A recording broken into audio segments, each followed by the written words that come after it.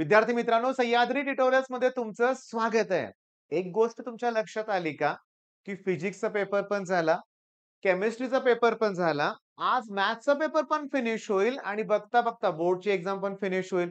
बघा ना, किती तणाव दिला होता ना या एक्झामनं तुम्हाला. अगदी काय म्हणूया आपण 1-2 महिन्यापूर्वी एक प्रचंड तणाव, टेन्शन होतं. सगळं दूर झालं. मला माझा एक अनुभव तुमच्याशी शेअर करायचा आहे, की हे आयुष्य पण असंच आहे.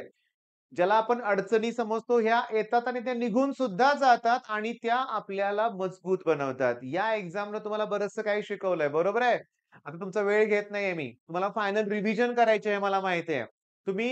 तुम्हाला एक सवय लागली माझा व्हिडिओ बघायची आणि मला पण सवय लागली, की तुम्हाला हा व्हिडिओ द्यायची म्हणूया आपण. मी तुम्हाला सांगतोय तुम्ही यश मिळवलेलंच आहे लक्षात घ्या. तुमचा रिझल्ट माझ्यासाठी मॅटर करत नाहीये.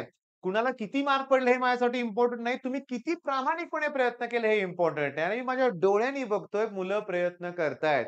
पण माझी इच्छा आहे हे मोमेंटम बिलकुल ब्रेक होऊ द्यायचं नाहीये.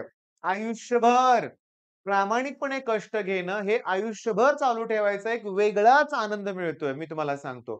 मग ठीक आहे. टॉपिक तुम्हाला माहिती आहे. जे थेरम वगैरे आहे ते फायनल रिवाईज पुन्हा करा बरं का. थेरम्स परीक्षेत येतात. ते प्रोबॅबिलिटी डिस्ट्रिब्युशन, बायनॉमियल डिस्ट्रिब्युशन मधलं एक्स्पेक्टेड व्हॅल्यू, व्हेरियन्स ते प्रश्न पण येतात तुम्हाला माहिती आहे. लॉजिक, मॅट्रिक्स, एल-पी मधले ठरलेले प्रश्न आहेत. टेन्शन न घेता परीक्षेला सामोरे जा. All the best.